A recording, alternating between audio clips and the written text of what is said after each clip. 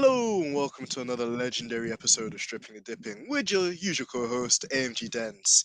And what can I say? I'm trying to ride the waves of success, but our special guest actually rides waves professionally as one of the lead surfers and have participated in the Summer Olympic Games as well, representing Peru. So without further ado, I have the legendary and the one and only Lucca Mesinas. Bro, how are you keeping? And where are you calling from in the world right now? We're really intrigued to know. Hello, how are you? Thanks for the invitation. Well, I'm calling from California right now. I'm in California. I'm training and getting prepared for one of the Challenger Series competition of the World Surf League. So yeah, I'm here. Like I told you, we're getting ready for the comp. Starts Saturday, so getting everything prepared for that. Man, that's super exciting, man. And I'm sure you're enjoying the lovely Californian sun and the weather out there too, for sure. But Luca, it'd be interesting, I think, for all of our fans to know as well about you, like how your career in surfing began, just where the love and the passion grew. And I wanted to kind of start it straight from the beginning. So we know that you're from Peru, and we also know that you grew up in the fishing town of Mancora. But how did this influence your entry into the world of surfboarding, and what were your earliest memories? Well, I started surfing mostly because both of my parents surf, my dad and mom. And Mancora is like a really small town. That it's like a sunny town. Like there's always sun. The water is nice, and the waves are really good too. So both my dad and mom just started teaching me to surf when I was like probably like 6, 7 years old. I lived like pretty close to the beach too, like just walking.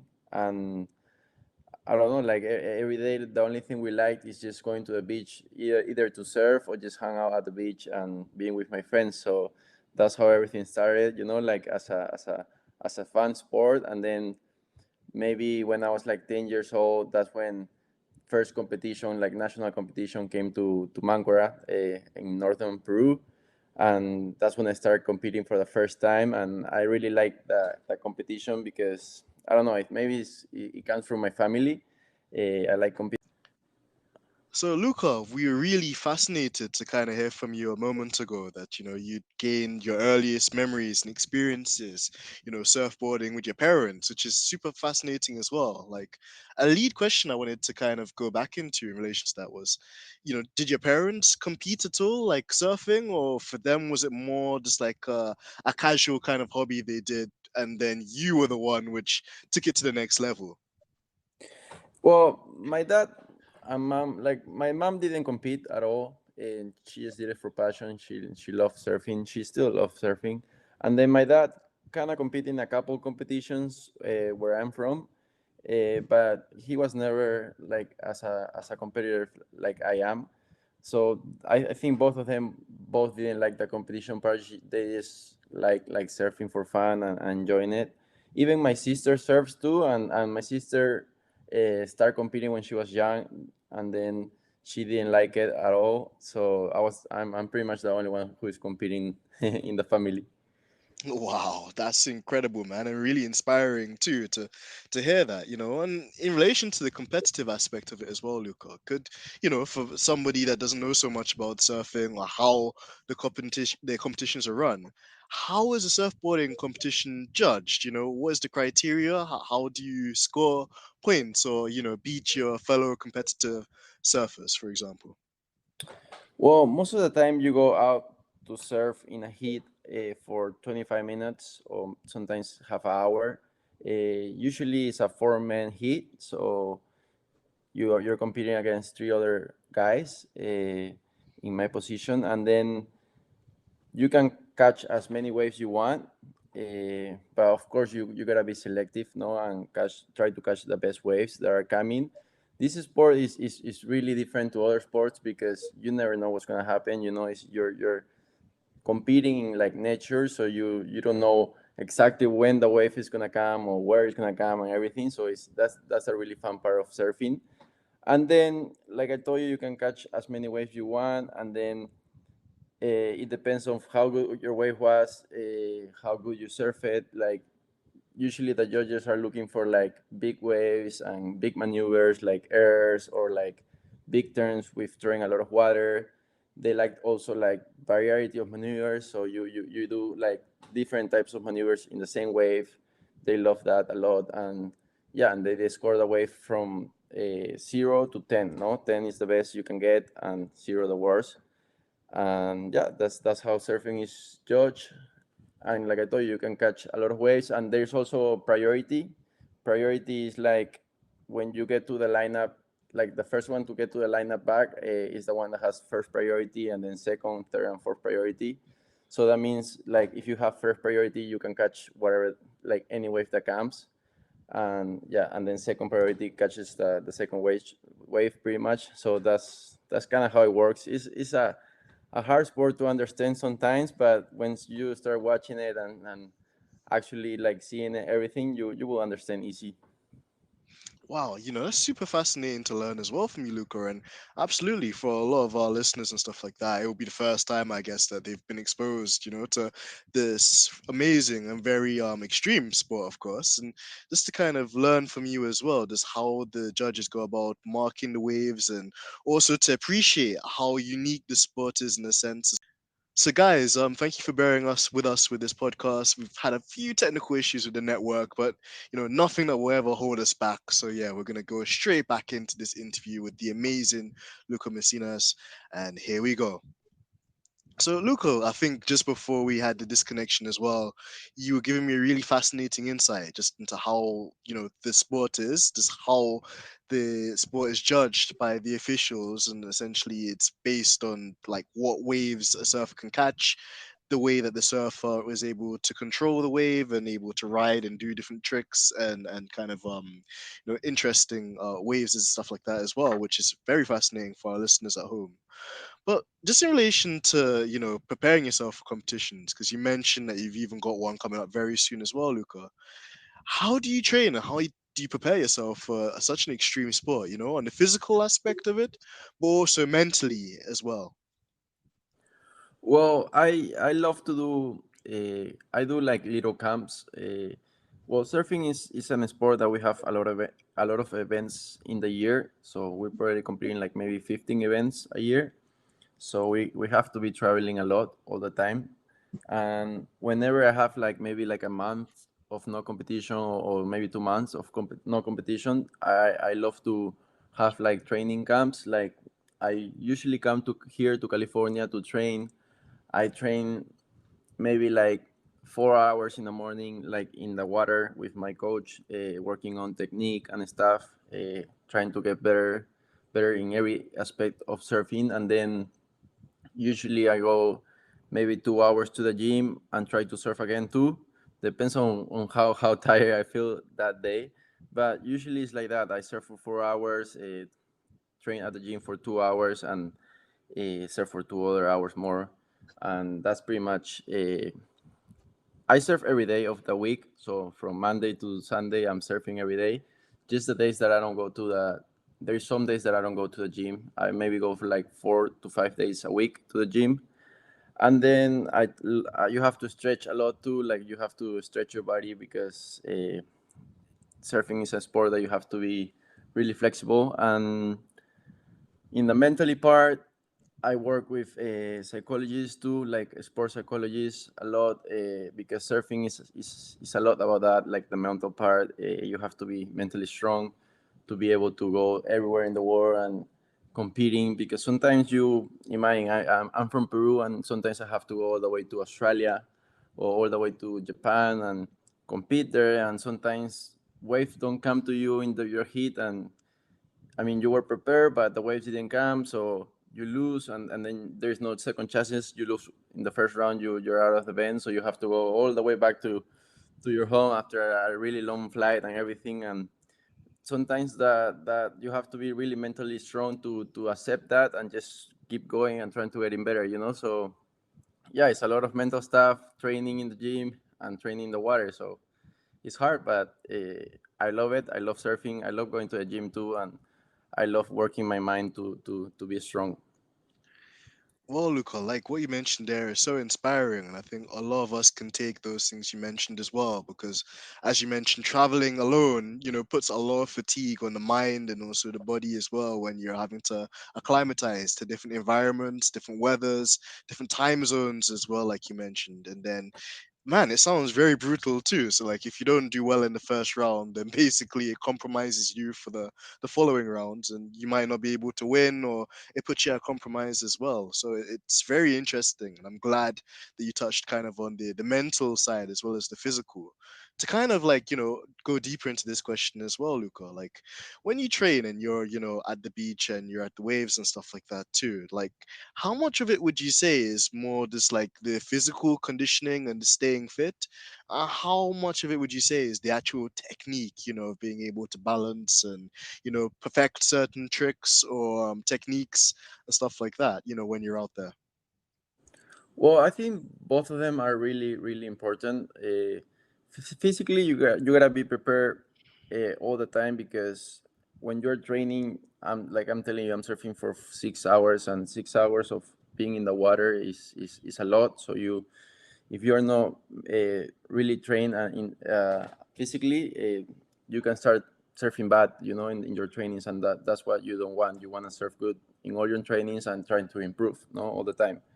Uh, Same with the technique, you have to be strong to do all types of maneuvers and like land them good and have the balance to land them and not falling, So I believe like both parts are really good. So that's why we have to go to the gym a lot and practice a lot of balance stuff and being quick too, because waves sometimes close really fast. So you have to be really quick to do a couple maneuvers before it closes out. So yeah, I think both of them are really important. So that's why we go to the gym, train a lot, and that's why we don't only have to go to the gym. So we have to eat good and have all the energy that we need for like those trainings, And when the comp comes, you are like 100% prepared for everything. Absolutely, and like you mentioned there too, practice makes perfect and conditioning yourself, to be able to perform and be able to, basically get the maximum performance, at the top level is so key, in what you guys do. And there's a lot of bravery involved in it too, which brings me on to the next question as well for you, Luca, is do you have any fears at all? Like, and could you give our listeners at home maybe an example of like maybe a competition or a challenge in relation to surfing that, you found very difficult at the time and how did you overcome such a challenge or difficulty?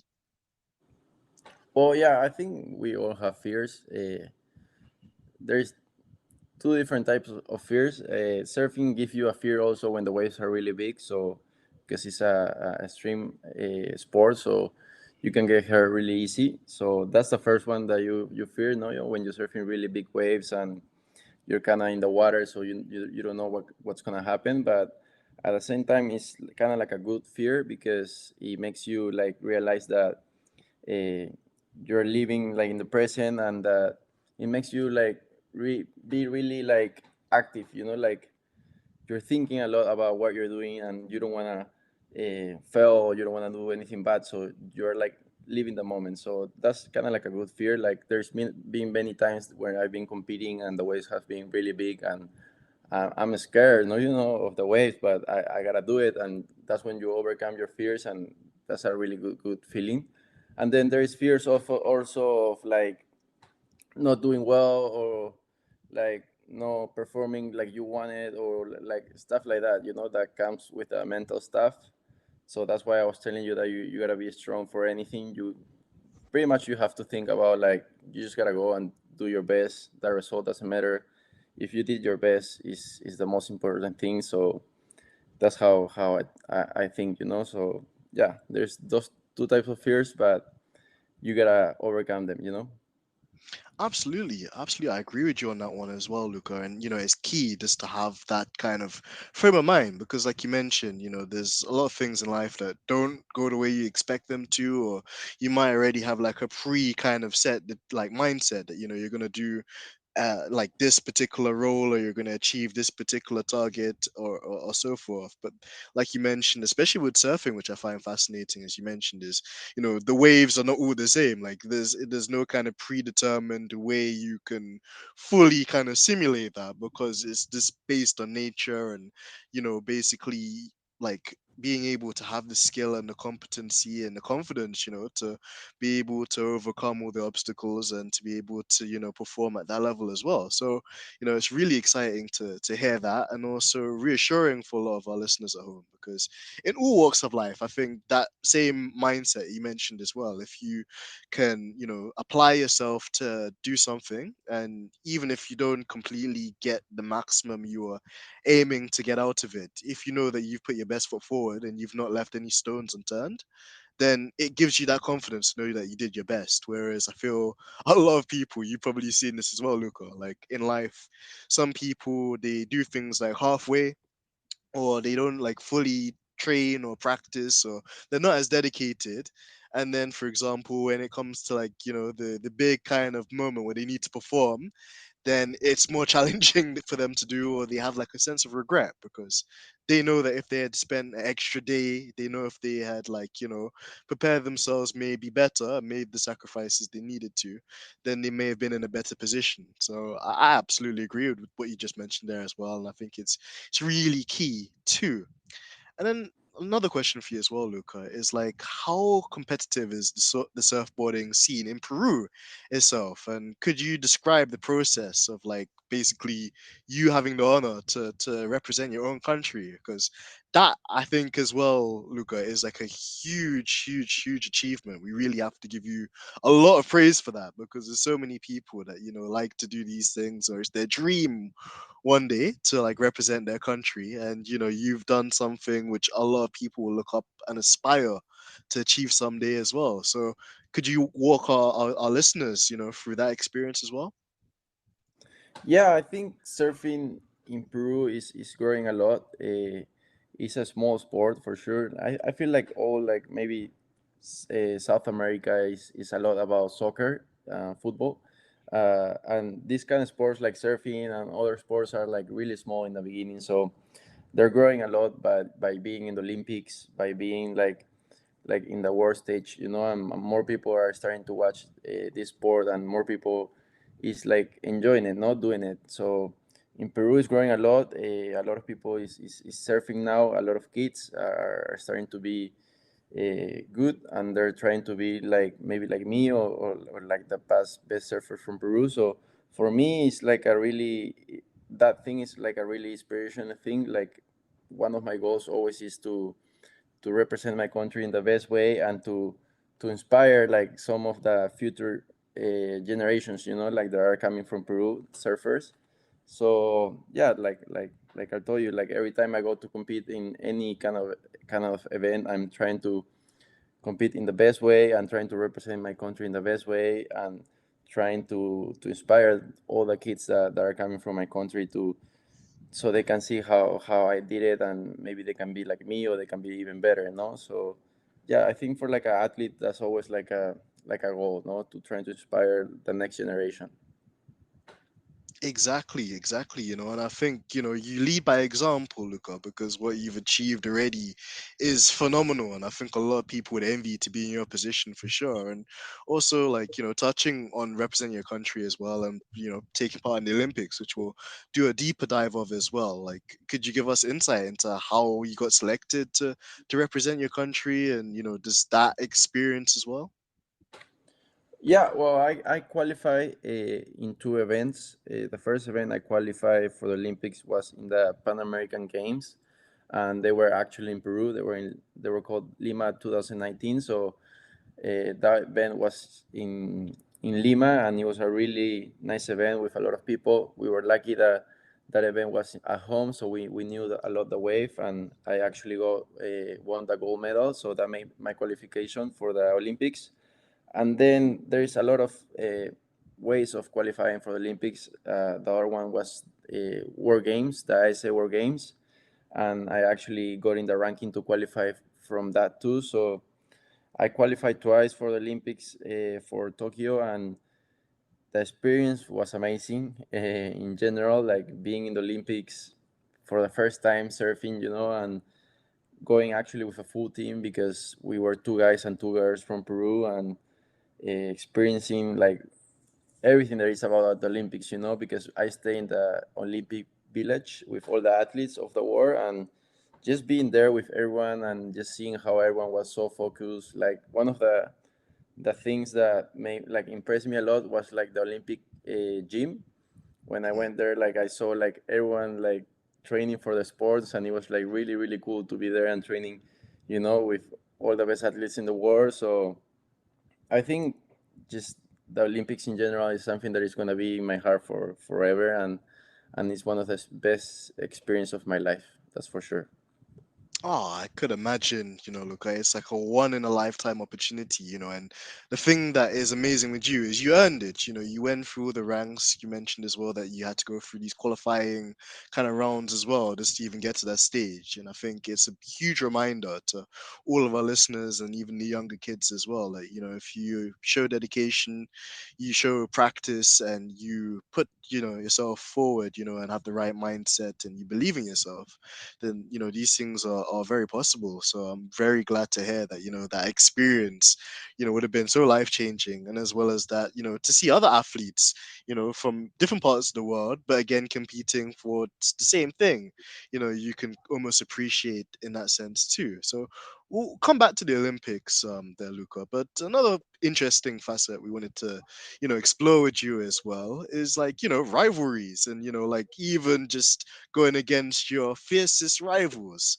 So the question I wanted to ask you, Loco, was like, yeah, like who would you say was like your like fiercest rival? Currently or even growing up, in Peru. And was there anything that you feel that you learned from them competing up against them, or traveling to different countries and stuff like that too? Well, I think I have more like rivals when I was like a young kid, when I was doing my division, like maybe like under 12, under 14, under 16. In Peru we were not many surfers, so we were only maybe like four kids competing for the nationals. So there was a lot of rivalry over there. Like we were like trying to compete against each other and trying to improve. And maybe that's more when I had a lot of library because I was seeing the same person all the time.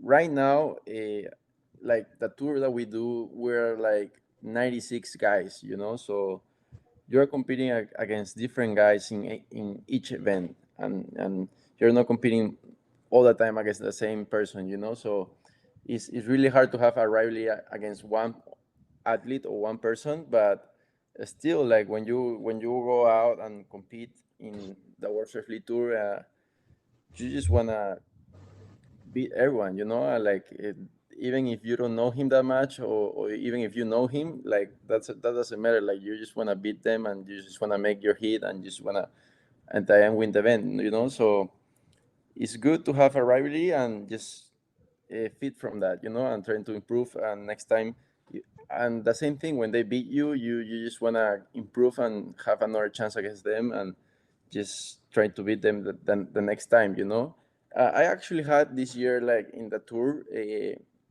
I had a guy that I compete him maybe against him like maybe like four times in four different events. So we were actually like laughing in the end because it actually that never happens. Like I told you, because we're so many guys, never happens to you competing against the same guy. So this guy is Coloje Andino, and we surf in pipe in Hawaii, and I beat him, and then we surf in Sunset in Hawaii, and he beat me, and then we surf in Portugal, and he beat me. So it was like really fun. But in the end, we were like laughing because we were going against each other all the time. So uh, there is rivalry sometimes, but in this sport, like I told you, we're so many surfers that you're not competing against the same guy all the time. It's really fascinating to kind of learn as well, Luca, because like you mentioned there, like it gives you kind of almost a new dimension, like a new element. Because in most sports, you'll come across the same people, and it can almost become quite monotonous. So you almost learn your opponent in that regard as well, or maybe you try to learn their style, or you try to take kind of things from them that are unique or they're really good at. But like you mentioned, kind of with the very unique nature of surfing, for every competition you participate in, there's bound to be like new faces, people from all different parts of the world, and also probably you think I'll ask you next, even just different people from different age groups as well, so that keeps it Mhm. fascinating. But then, like you also mentioned, if you do happen to have one particular like rival or like somebody that you keep bumping into each competition as well, I can see that being really interesting as well, because like like every event you go to is going to be slightly bespoke or slightly different.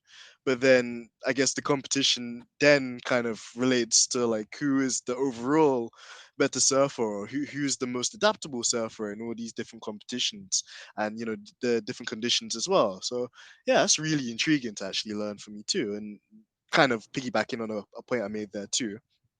What would you say is like the age gap in surfing too? Because it definitely seems like it's a more young man sport.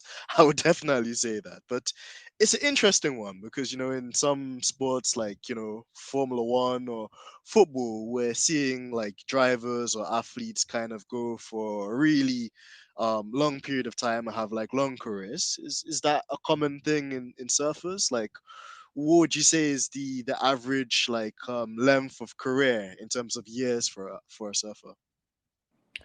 Well, I think uh, the youngest you can start like competing at the tour is like most of the guys, like the youngest is like when they're 18. I think that's the youngest they can go, like when they're 18 they maybe go into tour and they compete against the other guys. But usually like the guys that are like doing, they are in their prime is like around 25 years old or around that age. And then you can still do this sport until maybe like 35 or even a little more. But it depends of how good you've been like training, on how good you've been eating and everything. Because I don't know if you know Kelly Slater. Kelly Slater is still on tour and he's 50. Yeah, I think he's Wow. 50.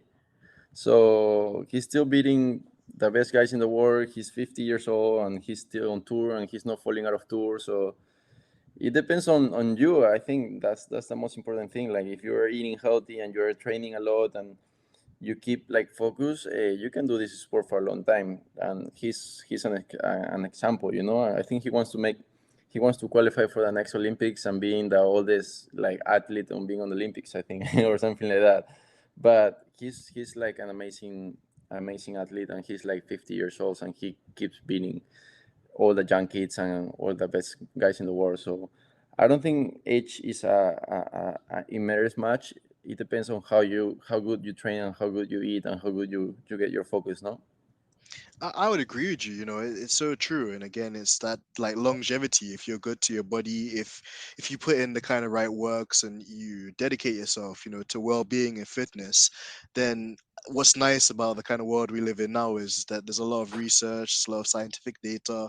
People are living longer, and people, in most cases, are getting healthier too. So, it's incredible to hear about Kelly Slater. And whilst you're talking about him, I actually just was checking out like him on Wikipedia too, and that's incredible. Like 50 years old, and he's still trying to compete, and like you said, he's beating young kids as well. And I think from like a fan's perspective too, that must be quite a popular thing as well, to have like maybe somebody that's very experienced and like like one of like the greatest guys of his generation, and yet still he's challenging like the younger ones. Is that pretty much the case, Luca, would you say? Yeah, I think it's unbelievable. Like he's an 11 times champion. So he's been competing against so many different generations that it's actually like crazy. Like when he won like one of his first titles, I wasn't even born. So, and this year I got to compete against him in Pipeline in Hawaii, and that was like one of the best experience of my life, no? Because everyone wants to compete against him because he's the 11th time world champion and he's 50 years old and he's still like winning events and doing these things. So I think a lot of people, like you were saying, like get inspired by this. And I see a lot of comments like on social media and stuff, and most of the people thinking like, "Hey, don't leave anytime because you inspire me right now." Of like I'm like this is for other people like they're like 45 and they sometimes feel like they're getting old, but then they see this crazy guy Kelly Slater like competing and beating a lot of guys, and they feel inspired by that for sure. Absolutely, and it makes all the reason, all the sense as well, because it just goes to show that like a lot of what we see is kind of the mental aspect of it, and if you believe you can do it and you're willing to be dedicated and to put the time into it and the graft, and you take all the precautions you mentioned as well, like it's possible, and it's so awesome to really see how that works out even in like an extreme sport like surfing as well, where like for an outsider like me, I would have thought that the career would have probably been, not so long. But to see that actually it's a thing which is becoming more expansive, and people are doing it more longer and so forth as well, it's really intriguing to see that. So I'm fascinated. And we'll make a bit of a U-turn as well here. Look, I know the conversation's kind of going from A to B, but it's just the nature of this show today. But I wanted to kind of go back as well to your Olympic experience. So you kind of set the scene earlier where you mentioned being in the Olympic Park and being amongst other athletes, and this that camaraderie, of being with other high level athletes like yourself all in one place, is incredible. But when it actually came to competition day, like, do you ever have like any rituals or any kind of like practices that you do before a big event like this? And we also touched on like nerves and kind of like the mental aspect of it, but how do you deal with like not getting nervy and not like like letting the occasion get to you when it's such a big one in a lifetime thing like this? Well, I think I learned about the nerve and all of that stuff a long time ago. I'm 26 years old now, and for sure I had nerves when I was like 18, 17. But then you compete so much, and then you experience everything that by the time you are like, I don't know, 22 or older, like you start learning and you don't feel nervous anymore. I actually enjoy it, like which is the opposite. Like every like having the chance to compete at the Olympics, I was like, before competing in there, I was like super exciting. I was like, I want to do this already. I want to go in the water and compete just because it was the first Olympics, the first surfing Olympics. So it was like a actually something nice, not something that you have to get nervous about. So usually when I compete in big events, I like to listen to music. I listen to a lot of music just to get motivated because I love music. So I listen a lot of music. I warm up a lot. Like I do a lot of stretches, a lot of exercise before going and paddling out. And then something that we do too is like we analyze the ocean a lot. Like maybe like 40 minutes before your heat, before you're gonna start competing. So yeah, that kind of stuff. I also mentally I also work like telling myself a lot of motivation words to myself and all of that stuff, but nothing really crazy. I don't have like anything that I always do, like other sports. I think like I don't know in tennis, all the guys like they like to like touch their cap or like they do a lot of different things that I don't do. I just listen to music. I get prepared. I get really focused. I stretch. I doing my exercises, and I just want to go in the water and have fun and give my best. So yeah, in the Olympics, that's how I took it. Like I was really excited to be there. So I didn't have any nerves. I was just enjoying the moment of being there. And I think that's the really key part to take away from just everything amazing you just explained there as well, Luca, because that's the thing, with an occasion like that, it's such a rarity, and you like I keep like bigging you up and saying as well, you have to be amazing, you have to be incredible at what you do to get to that stage as well, where you can go and like represent and honor your country in a situation like that too. So I agree with your mindset and your approach to it too, that you don't let the occasion kind of like get to you. And in a sense too, I don't think if you worry about things all the time, and if you have that kind of like stress, that you might make a mistake, or that you're overthinking about the occasion, then when you look back on it as well, you don't enjoy it as much, because you spent half of the time kind of being really worried about what the outcome could be, or kind of like these things which beyond a certain stage they're out of your control. So I think that's a really important and key thing for our listeners to take away from that as well. And touching on the other kind of like miscellaneous kind of points of the Olympic experience as well, Luca, I wanted to ask you, like, are you going to be preparing and training and looking forward to participating again in the Olympics for Peru? Like, when would the next Olympics be for, like, water sports and in particular surfing? So the next Olympics are in Paris. Is Paris 2024, but actually surfing is not gonna be in France. It's gonna be in Tahiti, in one of the waves that are called Teahupo. It's one of the best waves in the world, and it's a really heavy wave too. So that's where surfing is gonna be. So yeah, my goal is to qualify again, and same as the last Olympics, we have the same kind of qualification. So the next Pan American Games are gonna be in Santiago next year, which is Chile.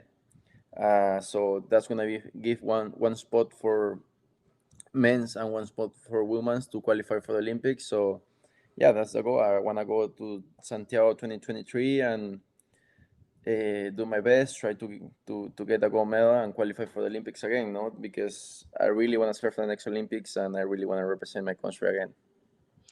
Well, look, you're absolutely deserving of the opportunity, and definitely from here, us on the podcast as well, we're looking forward to supporting you, and we'd love to see you there as well, because you're a deserving guy, and we could see that you're super passionate, you're enthusiastic about what you do, and that's what half the key anyway, along with the hard work and dedication, to get you to the next stage. So we'll definitely be following you and looking forward to that as well. In terms of other miscellaneous questions, we actually got one's actually from the boss, Georgina, which is also in the background of this recording. She wanted me to ask you, like, what was the Olympic food like, and do you have any favorite like foods and cuisines generally? As a cheeky question. That's a funny one. Well, in like I told you, I was staying in the Olympic Village, so we had like a big area of like dining, and eating, and you actually had a lot of options. Like there was food for a lot of places in the world, so you could eat like Japanese food, you could eat like just Italian food, like pasta and stuff, or like just there was a lot of food, so you could choose like anything, But of course, by the days that they were going, like after like 2 weeks, of course you were tired of the kind of the same food all the time. But I actually think they did a really good job because they had so many options to eat, like from chicken, meat, fish, Japanese cuisine. Like they had Asian too. They had a lot of stuff, which was really good. So I think the food was pretty good in Japan. Oh, I could imagine. I'm just sitting here thinking about it now, just the plethora of food and the different options, and that's amazing as well. Just to have that opportunity and the experiences to try different things, and to obviously encompass that experience as well, which is quite key. And generally speaking as well, Luca, like, do surfers have like a particular diet? Because I know obviously bodybuilders have a particular diet, even Formula One drivers and pilots have a specific kind of like thing they stick to. Is it similar in a way for like surfers? Is there like a particular like food regime or carbs, or kind of certain things you avoid or you try to promote in your diet?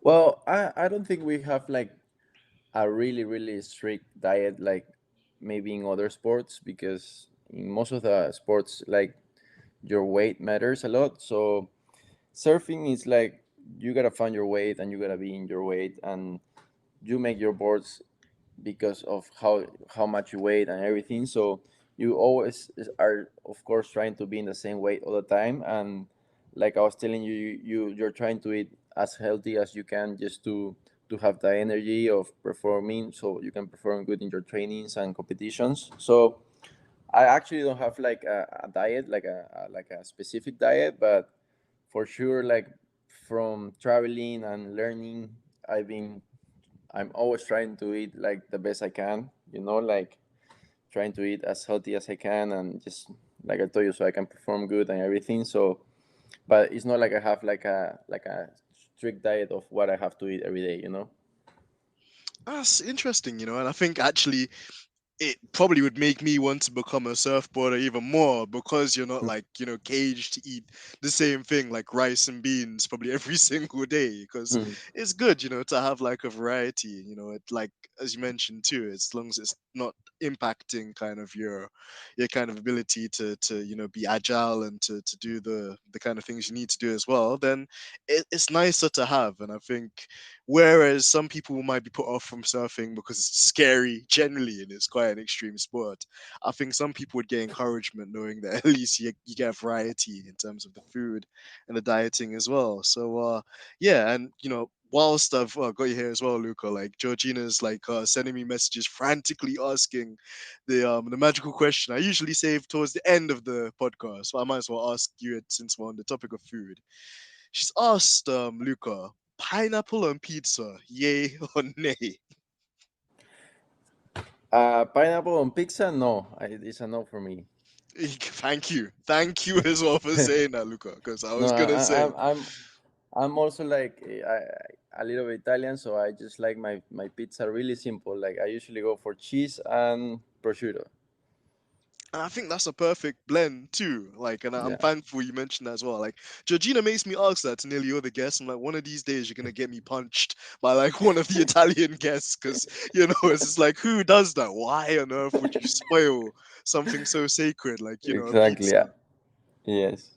So it's okay. But no, I mean, that's interesting. And Luca, like, what I also want to do with this opportunity as well is get to learn more about you as well, and kind of what you do outside of the surfboarding. So, first question is like, what are your hobbies outside of the sport? Well, uh, when I'm home, that's when I'm doing the most hobbies I can. So I like to do Muay Thai, which is like fighting, and then I like to spearfish a lot with my dad too when I'm home. It's really nice. I'm actually trying to start playing golf, because I think it's a really nice sport, but I'm not good yet. And then I like to play ping pong a lot too. I just, when I'm not surfing, I'm trying to do other sports just to learn them, and trying to be good in other sports. I actually like to play soccer too a lot, football. When I'm home with my friends, we play like games and everything, so it's pretty fun. That's interesting. And you talked about like the Muay Thai as well, like the kickboxing. Do you find that it's like I wouldn't say a distraction, but like another outlet, where you can release your energy and it also keeps you fit in that regard as well? Yeah, I feel like that's one of the sports that I like to do, because it keeps you like really fit, and gives you speed too. Like, when you're training a lot Muay Thai, I feel like you have to be fast. So yeah, that's one of the main reasons why I like to train a sport. And also because where I'm from, like, is Muay Thai is pretty big. Like, a lot of guys do Muay Thai, so I don't know. I got introduced to that when I was younger, so I like the sport. So I start doing it every time I go home and stuff like that. So yeah, I like the sport a lot. That's interesting. And another thing you mentioned there as well is, the fishing with your dad, which is it's interesting because you grew up in Mancora as well. Could you talk about like the fishing culture there as well, and like what's it like? Because again, I've never actually been fishing either, so I've always just listened to other people's experiences, and I've always said it's something I'd like to do, but I never got quite around to doing it in England. So yeah, could you talk more about that too? Yeah, I think like where I'm from is a lot about fishing. Like a lot of the like population, a lot of the people that live in the north of Peru, mostly, not only my towns, just the towns are around there too. They live out of like fishing, you know, and going out with boats and getting fish.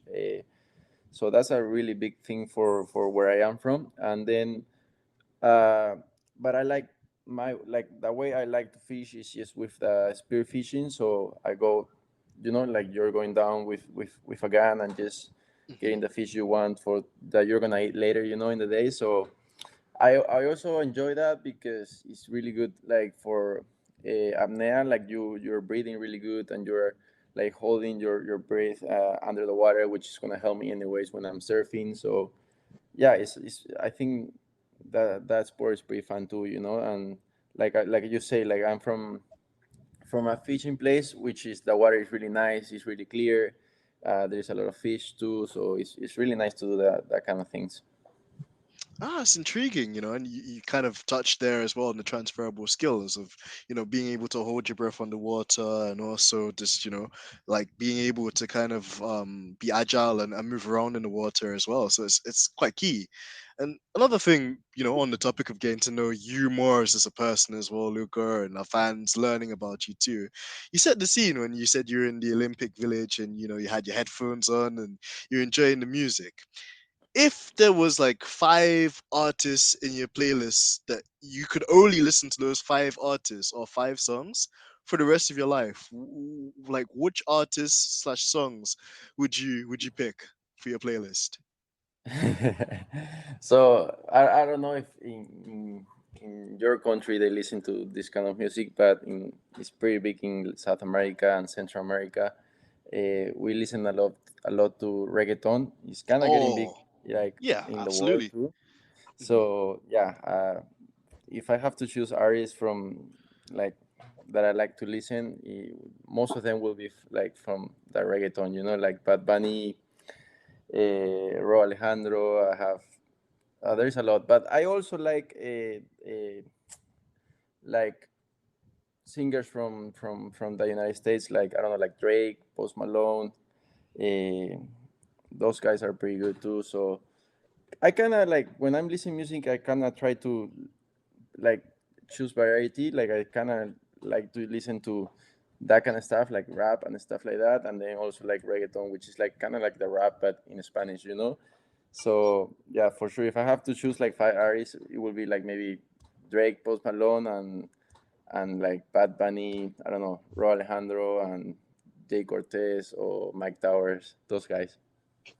That's interesting, and it's great as well that you've got such like what we'd say eclectic style. It's not like one kind of like genre of music. It's like a selection of different styles, different like tastes and stuff like that too. And it must be interesting, because you probably have certain music that you like listening to, which might calm you down or like get you very hyped and motivated, before you go out there and surf. And there's probably some which are more chilled, and just like either when you're training or trying to just get in the zone as well before a workout too. So it's amazing, how music can transcend so many different things, and particularly in this instance as well, just you with the surfing, but also in your own downtime as well, just enjoying and chilling out as well, which is really nice. So absolutely.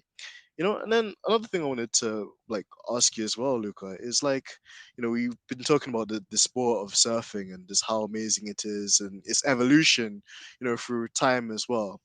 Would you say there's like one particular surfer within like the surf community you'd say has like revolutionized the sport or like done something unique that go remembered for a long time? I know you mentioned Kelly earlier as well, but are there any other examples of people like that as well that we could follow or learn from too?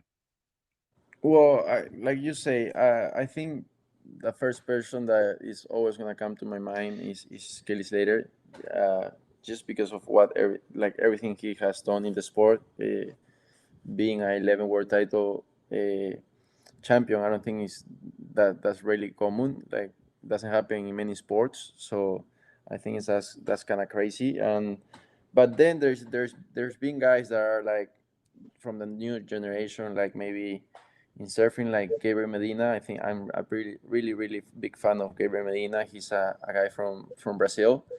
He's a three-time world champion, and I feel like he's doing like really crazy stuff when he's surfing too, like doing like huge maneuvers and stuff like that. So he's making for sure the sport look like really nice and really big. So for me, he would be like the second guy, to watch. Oh, okay, well, I mean, that's a lot of insight for our listeners to check out as well, and it makes it very interesting to just see that there's so many different styles and different accolades in surfing as well. So you've got the guys which are kind of renowned for doing the big moves that look very flashy on the camera, or impress the judges. But then also you've got like the guys which have just done exceptionally well throughout their entire career, and like you mentioned, 11 championships is insane. For a person to win one championship is a huge achievement, because the amount of like time, dedication, hard work that goes into building that journey is enough, and for then somebody to do that 11 times is even more sensational. So a lot of insight there as well, Luca, and thank you for kind of giving us that insight too. And on the topic of that as well, Luca, we've actually got a fan question in, which is always exciting to see too. They wanted to ask you, like, what is your favorite maneuver to do whilst you're surfing, or what is like the hardest maneuver that you've like had to learn, and how did you go about learning it? Well, I think for sure, I think that the hardest maneuvers are when you are doing the airs. There's a lot of types of airs, like you can do 360s, you can rotate even more and do like a 540, and you can touch different types of your rail.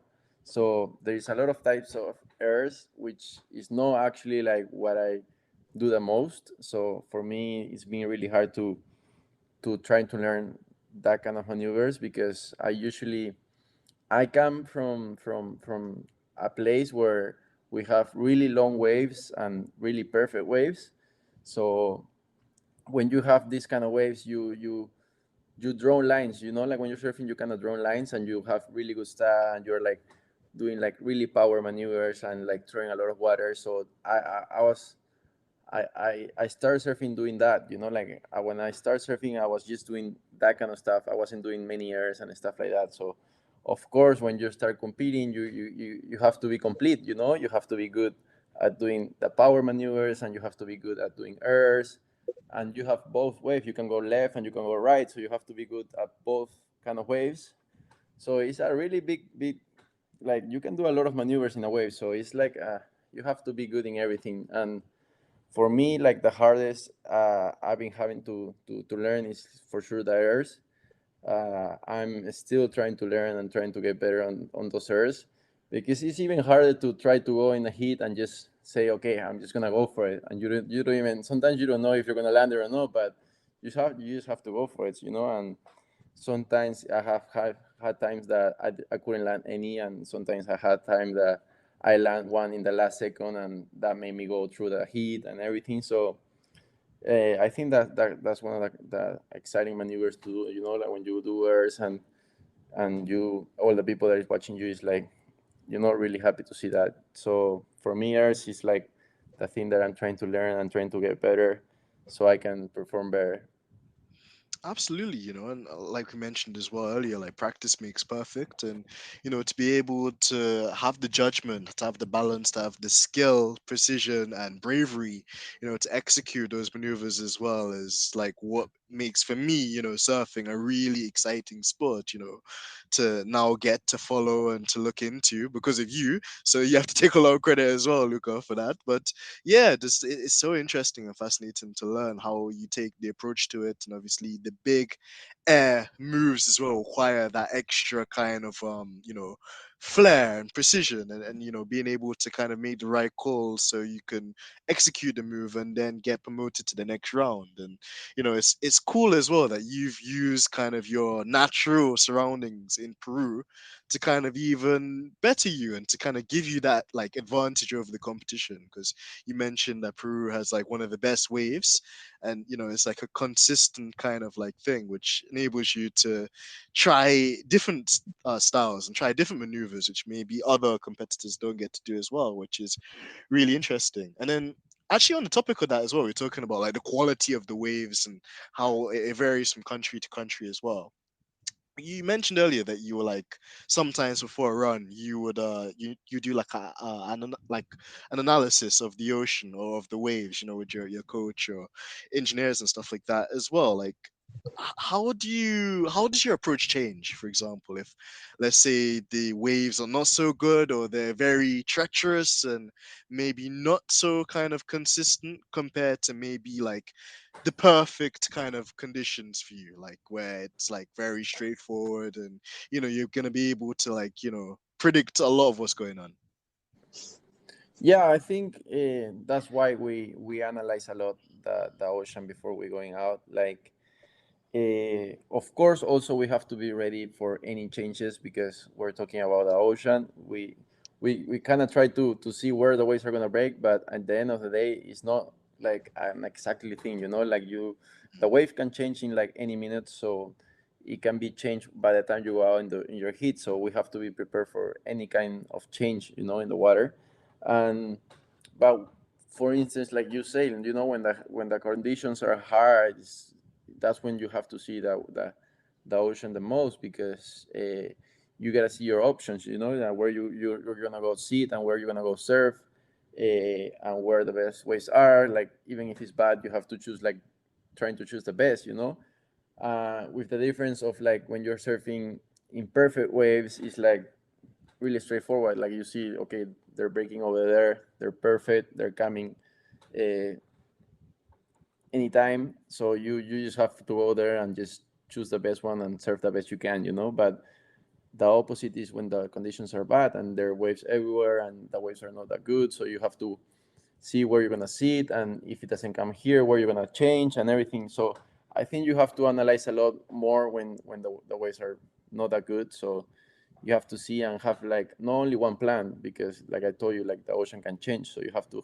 have like many plans of what you're gonna do in the heat and everything. So it's kind of hard. Like sometimes I like to take that approach, but I also don't like to analyze that much the ocean because I'm telling you like it can change in any moment. So I'm always thinking like, hey, just try to figure out where the best ways are, and when you're in the heat, just try to be the smartest you can, and just the opportunity that you have to surf the best because you never know what's gonna happen, you know, in surfing. Exactly, exactly. You know, and it's interesting this that like you mentioned there as well, Luca, like a diversified approach. So of course you're looking at the situation, you're seeing that, you know, maybe this is the worst it could potentially be for these waves or the particular conditions.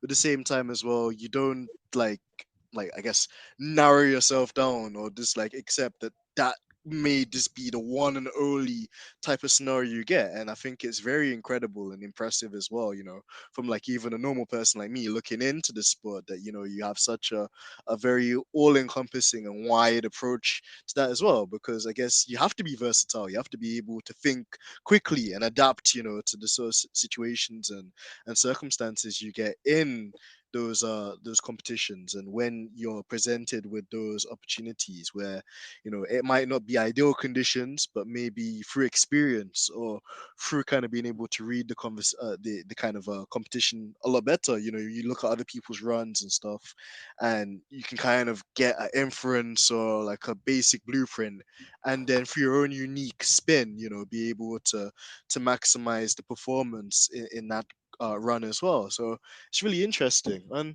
on the topic of diversity as well, Luca, it's another interesting fan question we've had in as well.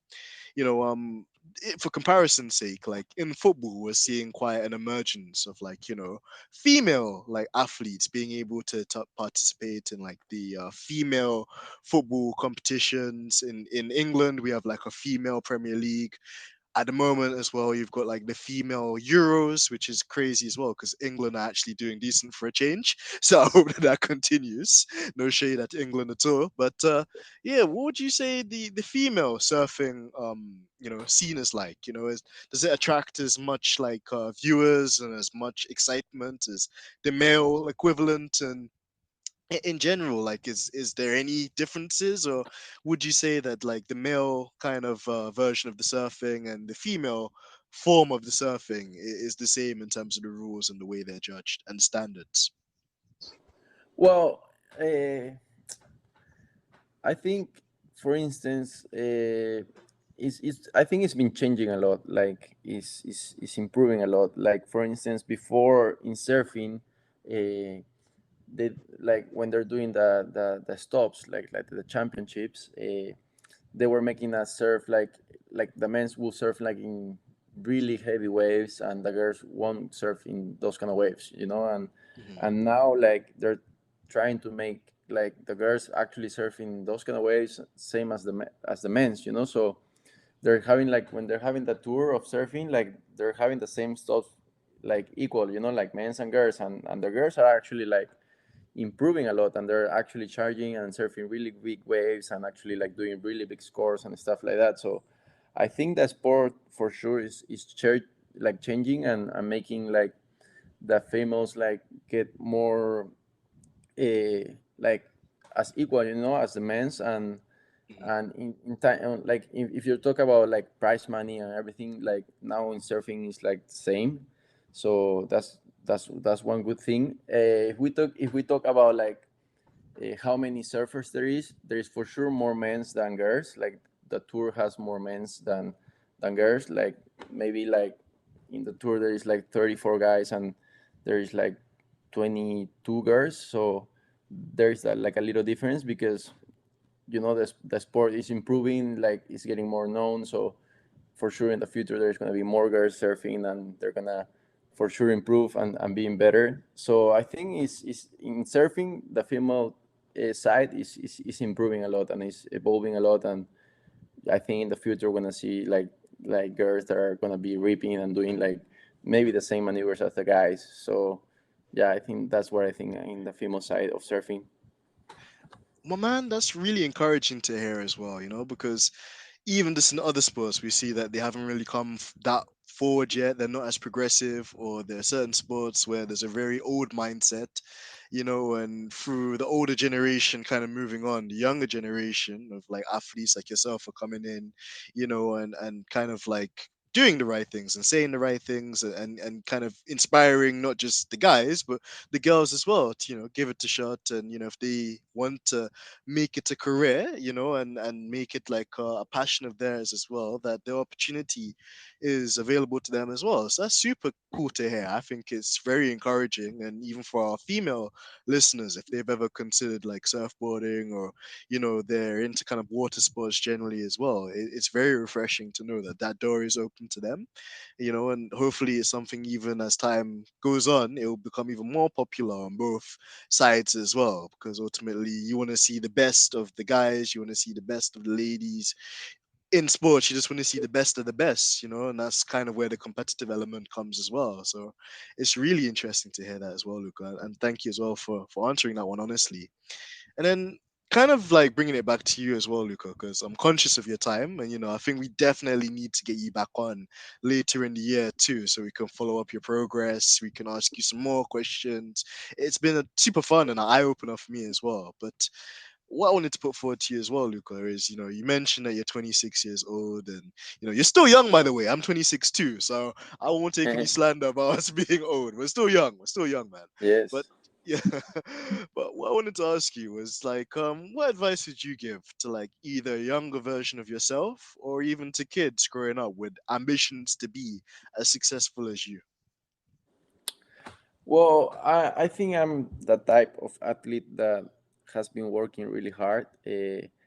I come from a really small town, like you know, and I had to work really hard to get better in surfing, and to actually get like everything, you know, like not only better, also like getting sponsors and stuff. Being from a small town, like I had a hard time when I was growing up, you know, and I had to work really hard. And for a kid, I think that working hard will always pay off. So I will always tell a kid that they have to work really hard for what they want, if they want to compete, you know, and they want to achieve their goals and everything. So yeah, work really hard.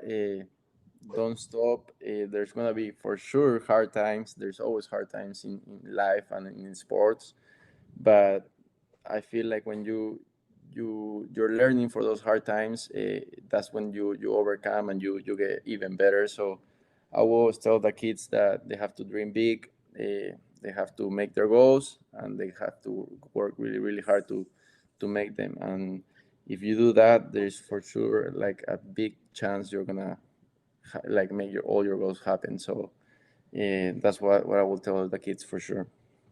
Great advice, Luca. And I agree with you with everything you said there too. I don't even really need to repeat it because it's very clear. And like you mentioned as well, like if you have the right intentions, you put the work in, the effort in, you go with like a genuine mindset, and you're genuinely passionate about what you do as well. Like you're not doing it these days like just for the money, because that's unfortunately like a lot of people, they get into things just because like they think it's going to make them popular, or because like they think it's going to be easy paycheck. But if you go there with the right mentality, right attitude, and you continue to work, you focus on the areas you can improve as well, then the sky is the limit. And I think you've been a great example, and you continue to be a great example to everyone out there, Luca, in terms of being able to achieve it, being able to work towards your goal as well. Like you mentioned, you're not like from a huge billionaire like family, where everything's just given to you the golden spoon. You've had to earn and compete and prove to people why you're one of the best.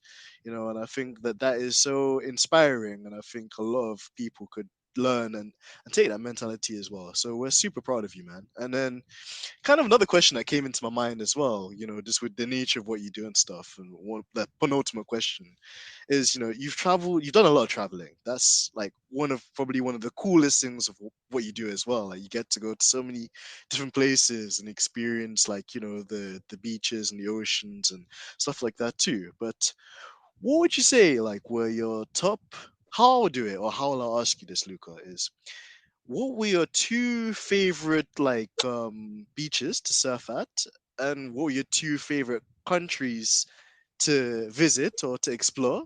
And then I'll do the opposite, but I'll start with those two first. So two favorite countries, two favorite like beaches or waves or oceans to experience.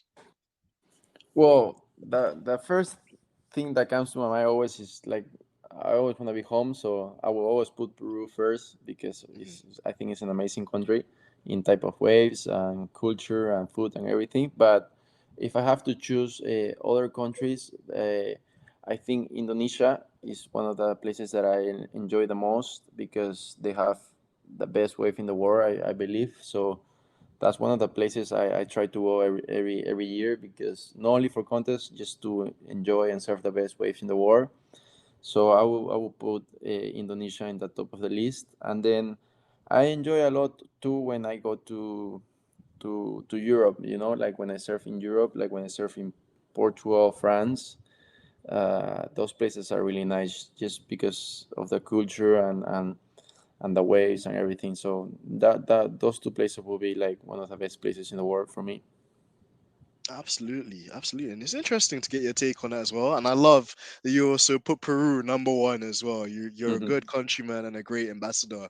So I'm very proud that you said that too. But also, like, let's flip it on its head then. And we don't need to be mean or like necessarily disrespectful. Just what would you say was like your least favorite kind of like country so far, or places you've been and you'd be like. This is not as amazing as I thought, or places you wouldn't mind not going back to. I think is the polite way of putting it. Eh, well, I think, for instance, one of the hardest places I've been to, and it's been really hard to just be there and just not for the waves and just like food and everything. It has been China when I had to go to compete in China. Like the food was totally different of what we eat and everything. So the waves weren't too bad, but the place was really hard to mostly to eat. Like it was really hard to eat like the stuff that you always eat, you know, and the waves weren't amazing either. So that's one of the places that is I have a hard time when I go there. And then I don't know. I think like I enjoy everywhere I go. Hmm. Uh, Sometimes you don't like places because you haven't done well there in competitions, but that doesn't mean that the place is bad. You know, it's just you that you haven't found a way of surfing those waves. But for sure, is like I told you, like China has been one of the hardest places to adjust on the time, on the food, and everything. You know, even speaking because they don't speak English too much, so it's really hard to understand them sometimes, and that's been one of the hardest places for sure to go. Well, it's interesting to know as well, and I'm like another thing I'll say about you as well, Luca. You're super professional, man. I love it. Like like even the question, even the more tricky questions I've asked you, you've answered them in a very diligent and very professional way as well. So I really admire that. But yeah, I think I agree with everything you said there too. Sometimes it's not necessarily that you have a disdain or like a hate for something, but more so like maybe it hasn't worked out on that particular occasion, or there are certain conditions like you mentioned there as well, like the language barrier, the food, just kind of the nature of being in that particular environment that might not agree with you so much.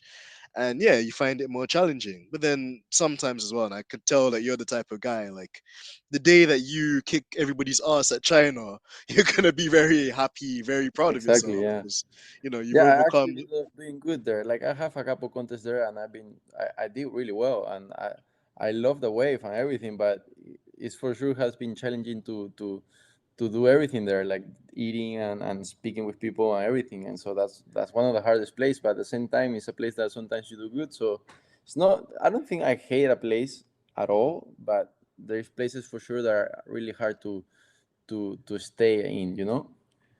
Of course, of course. I think that is almost what makes it refreshing and what makes it challenging, and kind of gives you a new perspective to kind of look at as well, rather than everything being like the same or easy or like repetitive. So I find that really interesting, and I'm super kind of impressed by your response there too. And kind of on the same topic as well, Luca, before we let you go, like, are there any countries or any like places you haven't visited that you like to go? I've had Georgina again back in my DM saying he needs to go to Sri Lanka. Sri Lanka has like she's like now protesting that Sri Lanka has the best wave. So maybe there might be a Peru versus Sri Lanka like battle one day. But yeah, are there any countries that you haven't been to yet that you'd love to explore and not just in terms of surfing, but just generally as well? Oh yeah, I think there's a lot of places in the world that I haven't visited and that are really amazing. I've never been to England either.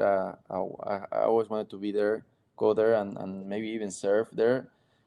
For sure, England is in one of my the top lists. I want to go to maybe Thailand or places like that, where it's an amazing place too for the culture and everything.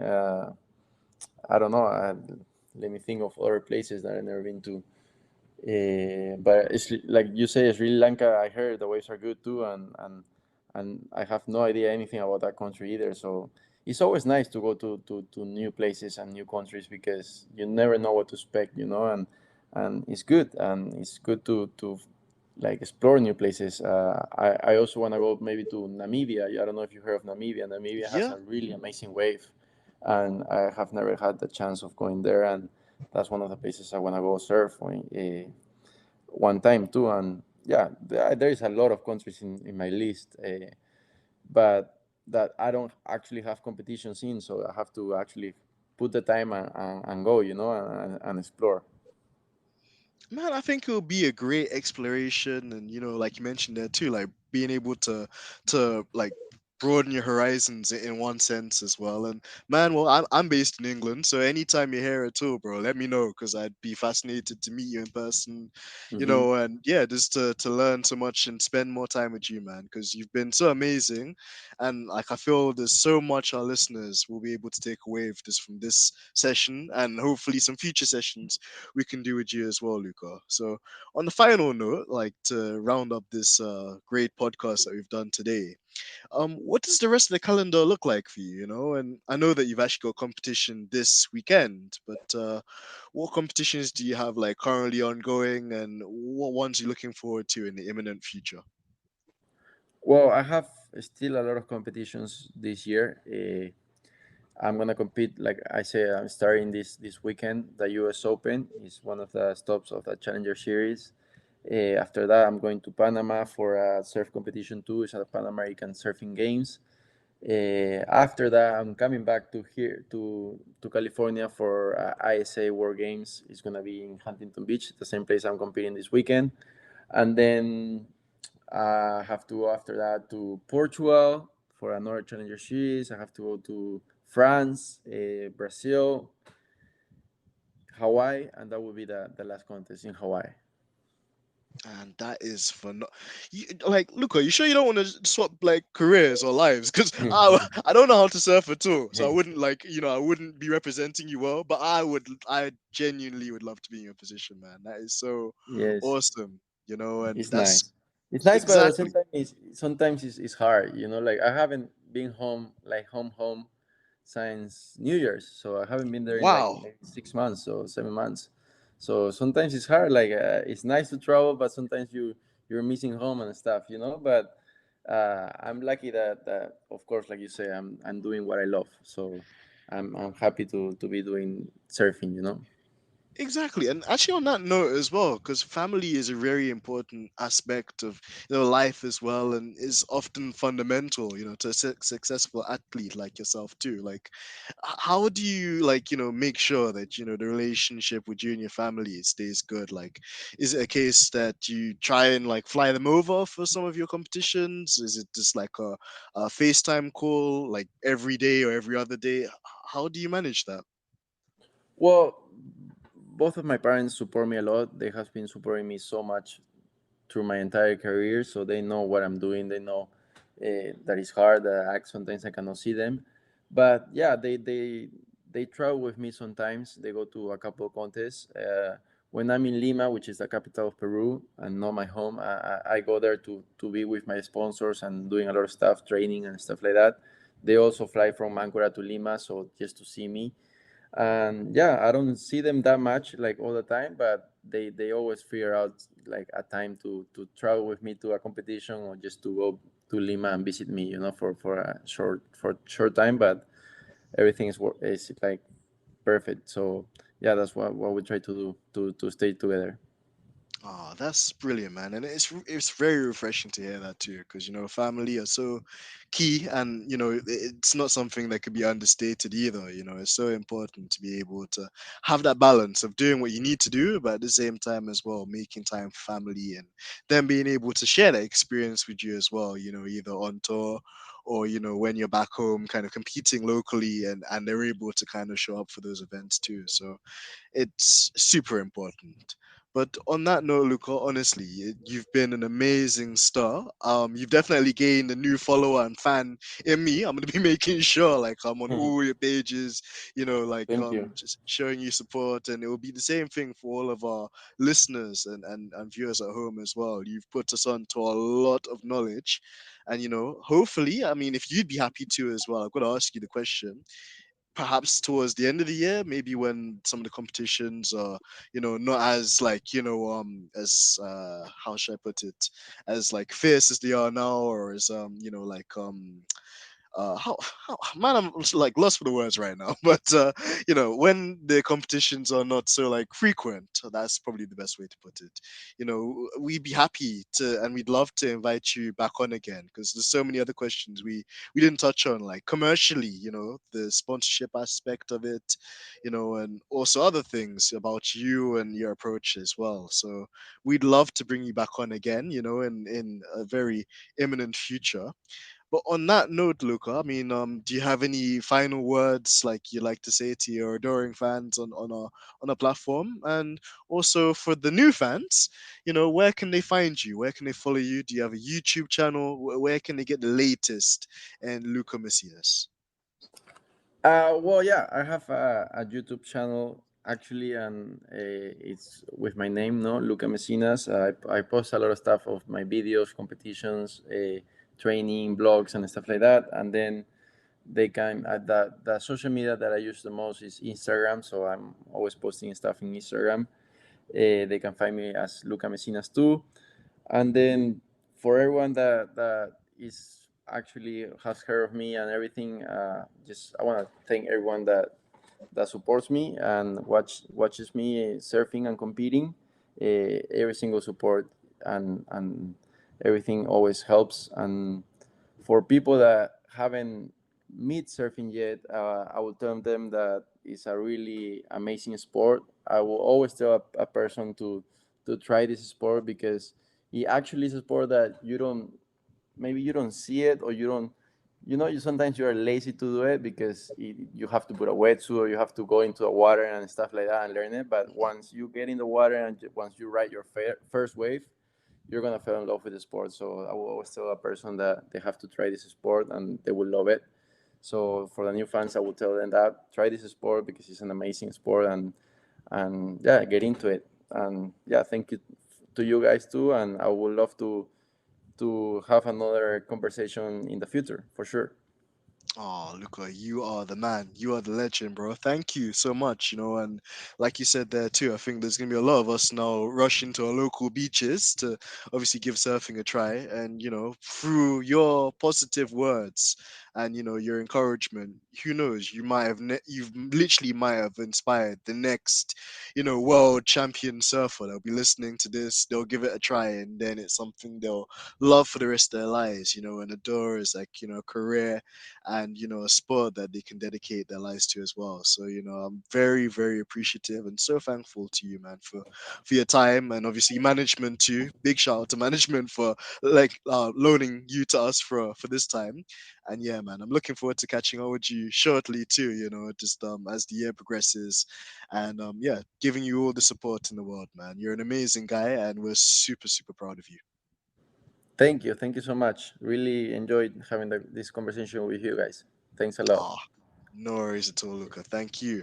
And to all the listeners of the Stripping the Dipping Nation as well, we hope that you enjoyed this very insightful episode. Make sure, like we said, that you go and you follow Luca if you're not following him already, because he's already a superstar. And in that regard as well, just we wish everybody, the best of health, best of success.